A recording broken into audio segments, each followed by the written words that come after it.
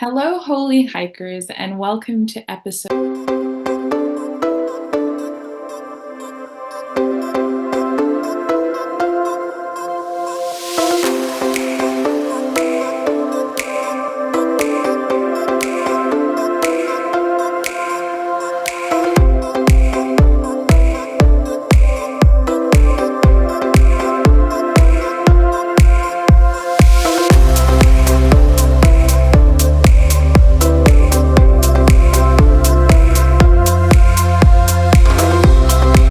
four of Holy Burnt. We are so excited that you're here, and we're just going to dive right in. So, Mom, for those who don't know you, tell us a bit about yourself. Well, as you have heard, my name's Janet Mekanga, and well, I happened to start off as a teacher. I was teaching math and physics, having studied, education, and I did love my students. I taught in high school, but you see, I wanted the big money. So, so I ventured into, having taught for some time, I ventured into accounting, a course which I took. Though I did a bit of accounting, I didn't practice long because of the situation of our family moving from place to place. But having said that, the time that I spent with my students, the time I spent talking to them, encouraging them, they used to feel so, I guess because of my age, we were very close in age.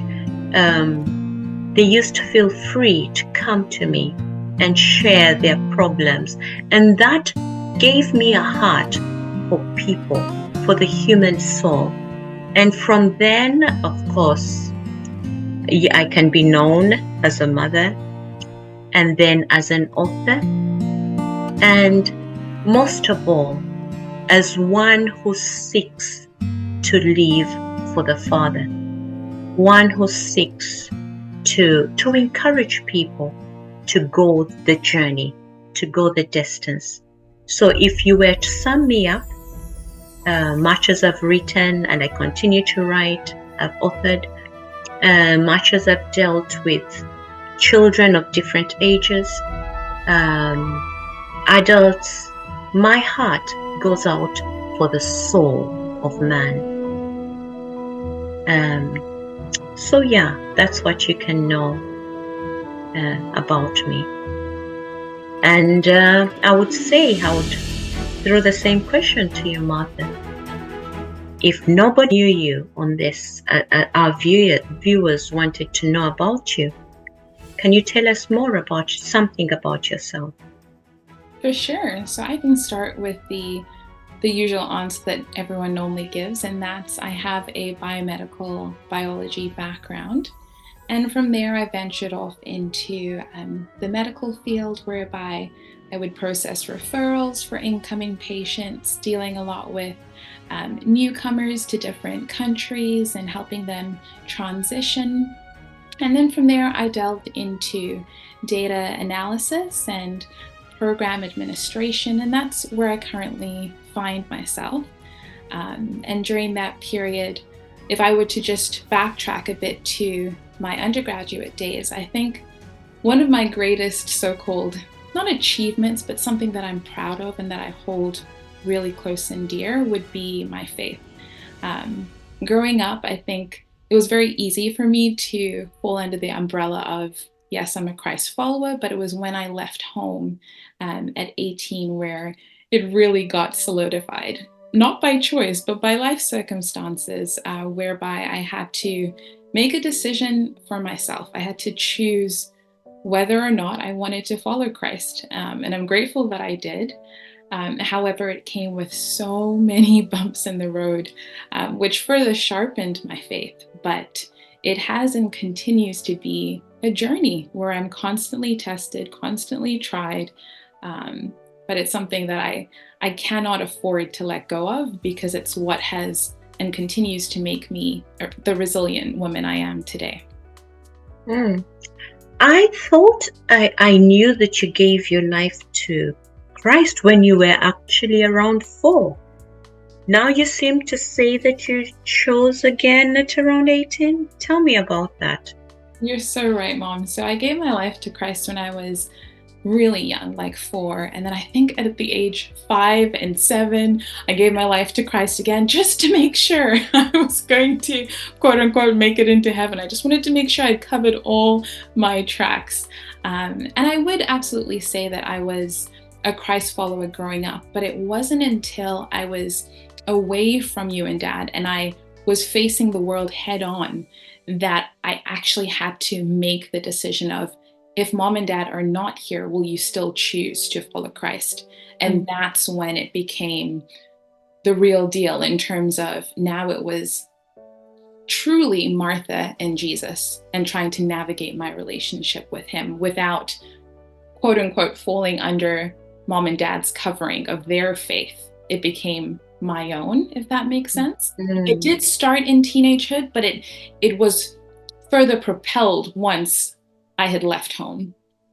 So you would say that once you were thrown into the hot water, the tea brewed. Is that what you're saying? Yes. Because think about it. At university, I could tell people I was a Christ follower, but only I would truly know if I was a Christ follower. I could tell you and Dad, yeah, I'm a Christ follower, but my life not reflect that. And I think that is when I was really tested to say, when Mom and Dad are not here, are you still going to come to me being Christ in this scenario? So I hope that makes sense. Yeah. So, Mom, what would be 2 of your most challenging moments in your life? If you look back on your journey and where you currently are today, what are the moments where you look back and you're like, ooh, on the scale of 1 to 10, those 2 are pretty high up there? For me, I have had a number of testings. And it is those testings, as we said, that really strengthen us, that really make us decide. You come to a crossroad and say, am I going to decide to follow and to live according to what I profess? And for me, that time, I can remember 2. You asked me 2. The first one I would give you was when I was a teenager and I came to the Lord. So I was the first one in my family, or at least in my closer family, to come to the Father. And that's when I gave my life to the Lord. And I didn't tell, I come from a broken family. My parents were not together. And at that time, I was living with, my mom at the time, and I didn't tell her because I knew what would follow. She was not into Christ followers then, but she saw the change in me. She saw that I was joyful. I was always singing. I was always happy. I was always praying. My Bible became my best friend, and she, at that time, which was very many years ago, she said, I noticed something here. So she cornered me one time and she said, Janet, have you become like one of these lunatic so-called Christians? So I said, yes, Mom. I gave my life to Jesus, and yes. So what you see is true. And I think that was actually a year into knowing, actually, yes, a year into knowing the Lord. And and she was a very, very tough woman. So she gave me an ultimatum saying, you either denounce your faith or you're out of here. And for those who know a bit of my background, I had just come to know her. I mean, to come to live with her. And it had not been easy. So the question was I going to renounce my faith, renounce and live the easier life? Or was I going to say, come what may, I will follow Christ? And guess what? I chose to follow him, irrespective of what came my way. And that was when the trials began, the real trials began. And I had to leave one home, go to another, and it was even, I was thrown into the hot water. So the tea brewed and brewed. But thank God that he is a friend that sticks closer than a brother. That when you are thrown into those situations, he is there. He is molding you. He is changing you. He is making you strong. And so that was the first one. So my faith was built on those tough times. So that was the first challenging time that the Lord brought me through. But then came the second one. The second one was a joyful, trying time, in that after I gave birth to you and your sister, I knew that whatever I did was part of my parenting journey. And so I knew that if I were to teach something that was not part of me, you kids that I had taught to be, speak your mind, the speaking your mind was coming back to bite me. So that was what made me sit up and say, hey, Janet, you're no longer living for yourself. The small eyes are looking at you and watching you, and whatever you do, they will do. It's one thing to say something, it's another thing to live it. And I knew that if I lived two different lives, you will call me out on my duplicity. And that made me sit up and grow up so fast. So you can say that was another time that my faith was put to test. Was I living the life I was professing? Or was I living a lie and instead bullying you to do what I said, but not what I did? So that was another interesting, challenging time, but a good one. I hear you. That's a great one, because in a way, if I hear you correctly, it's an ongoing challenge, specifically the second one, because yes, my sister and I are adults now, but we still keep you in check, calling you out on things. So it's an ever-going, joyful challenge. That's a great point. And correct me if I'm wrong, Mom, but when you were a teenager, you used to go to the fields and you would spend hours after your school day just praying and talking to the Father. And your uncles used to look at you and be like, what does a teenager have to pray for? Like, what could possibly be mind-boggling enough that she is constantly praying in the fields? And with that in mind, my question would be, how has your prayer life influenced or had an impact on the woman you are today? Is it something that you could absolutely remove and you'd be fine? What is the significance of your prayer life? And I ask for those of us who are curious, who are thinking about potentially having a prayer life with Christ, but are not too sure where to start and how to navigate that. So it'd be great if you could just give us a snippet, a taste of the benefits of having a prayer life, an active prayer life, and just give us a little taste. Well, the instant you mentioned was when I was staying with my uncle and my auntie, and my Christian life was not smooth sailing like um, some may have had. So I went through ups and downs. I went through moving from one family, being taken to another. And I remember those times. Christ was so kind to me as to thrust me onto himself. Whether it was, he put me in a position where it was either Christ or death. Ooh. Or the destruction of your life. And while it was difficult at that time, I look back now and I thank God that I went through it. Mm. So those times in the field, I would be praying for my family situation, praying for my parents who at that time had not yet come to the Lord. Mm.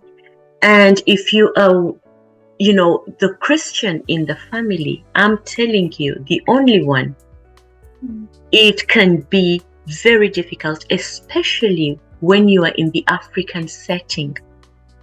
So from that time, I knew that my life depended on prayer. But what a sweet time it was, with tears in your eyes, knowing that your Savior was there. You don't understand what He's doing in you, but He's building you up for the future.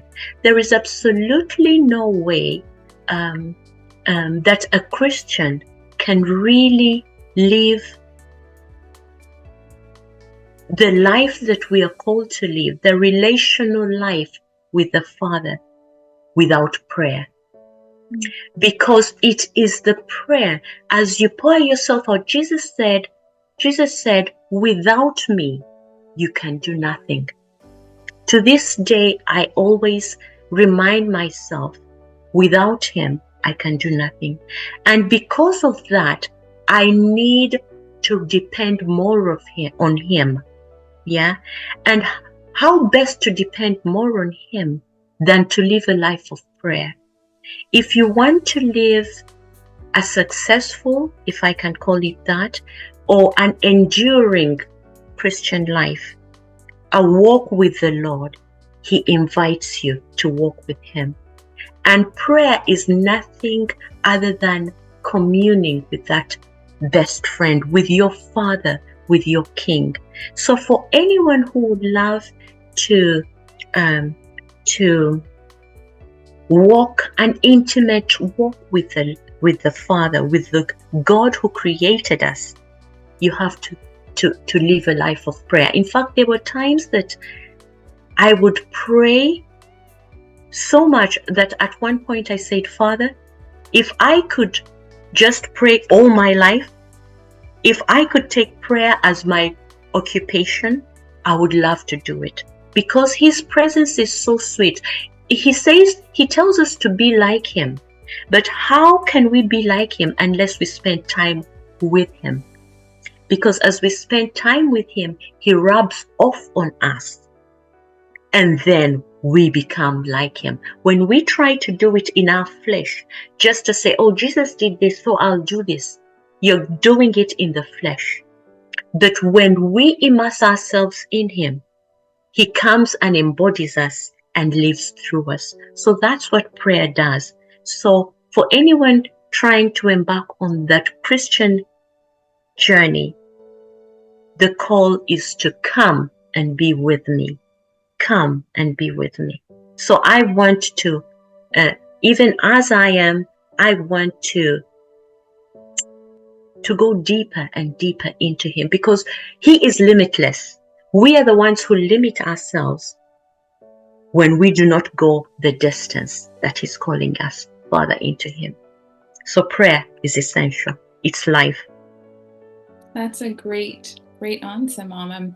I'm still letting it marinate before we move on, and I think it's important that our listeners also just take in what it is that you've said, think on it, challenge it maybe, or ask further questions. Mm-hmm. And as you were speaking, a question that came to mind is, when you say that we cannot pray in the flesh, what exactly does that mean? Does it mean, yeah, if you could just break that down a bit further.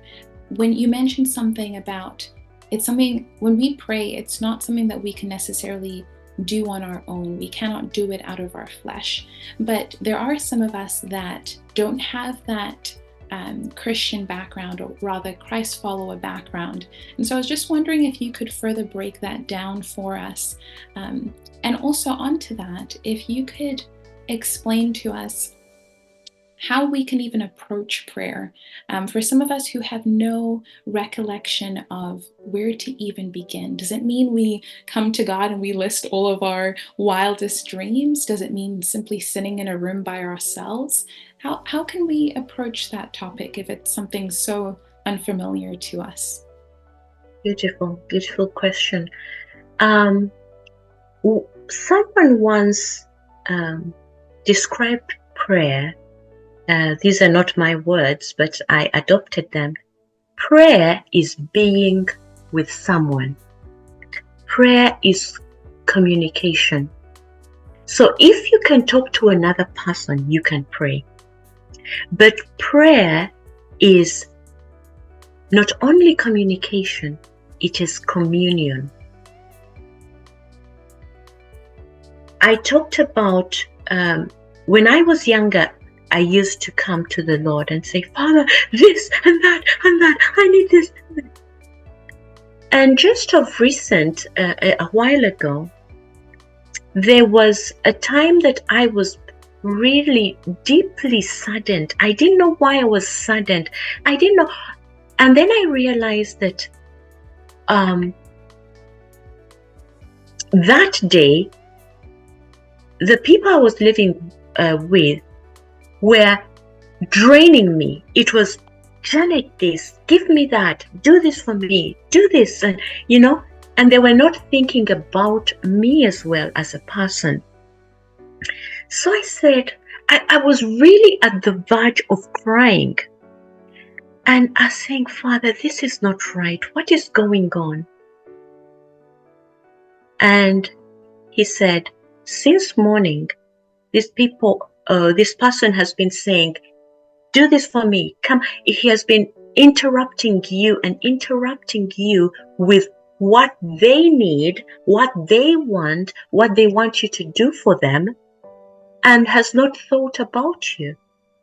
And I say, oh, Father, now I understand. And then he followed on and said, and that's how I feel when all my children do when they come to me, is to ask me this need and that need and that need, and they don't stop to say, Father, how are you?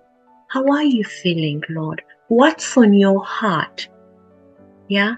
So prayer is being with someone. Think of yourself going to a coffee date with a friend, or with your husband, or with your wife. And you just bask in the presence of that person because you love them. Yes, out of being with them, you can express your need. But if all you express to them is your need, you will drain them. Mm. So we get the desire to be loved from the Father. He's the one who created us, and he made us in our image. So if we have such an... Sorry? In his image, you mean? Oh, in his image. Did I say in her image? Something to that effect. Yeah. So if we have that sense of desiring to be desired for who we are, what about the one who created us? The God who created us would love us to love him for him, to come to prayer, to be with him, first to be with him, and then we can express whatever it is. So prayer is a love dance that we have with our Father. We come and express our love to him. We come and worship him and bless him, so that it's not about me, but it's about Him. So that even when we express our prayer needs, it's about, Father, would you be exalted through this? Yeah. So what I meant by not doing things in the flesh, rather than rush in the presence of God and say, this and that, I want this and that. Wait, rest upon Him.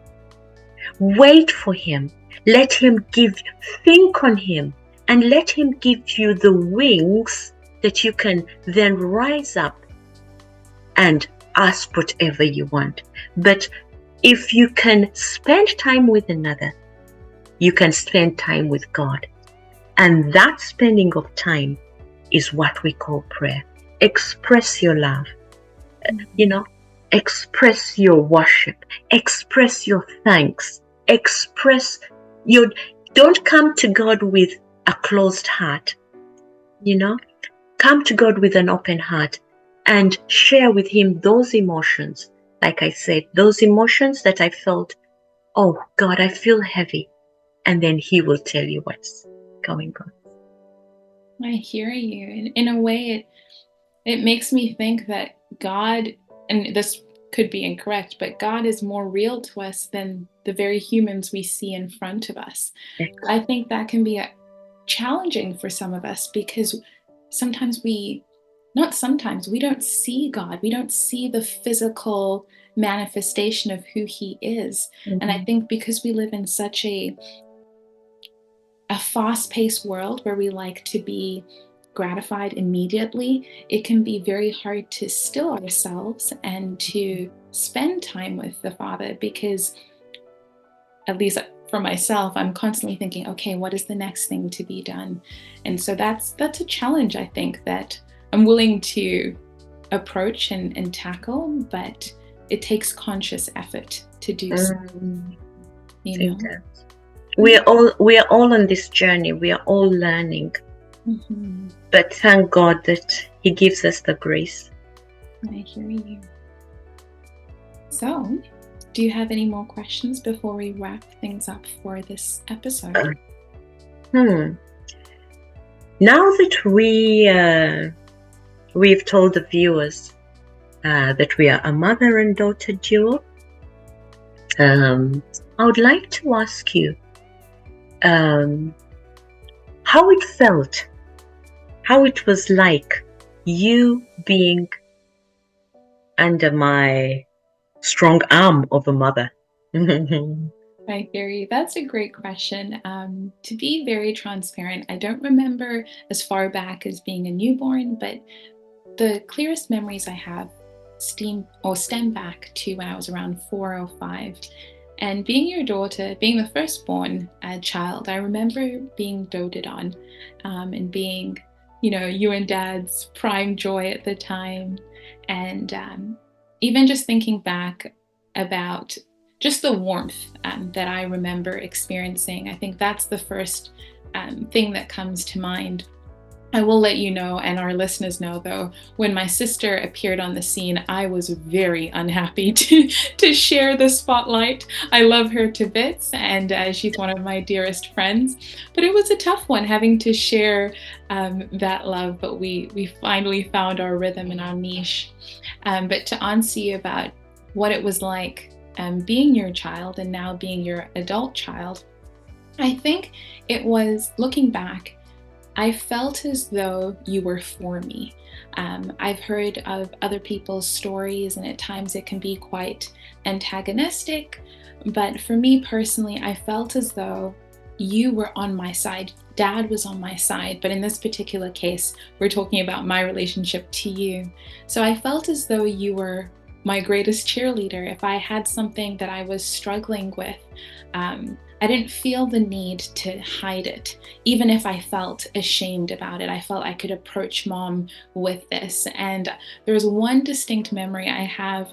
I can't remember how old I was, but I was definitely between the ages of 10 and 14, I think. And I'd come home having had a very challenging day.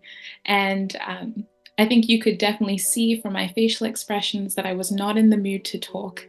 And so you had prepared a bowl of my favorite fruits. It was mango and grapes and pineapple.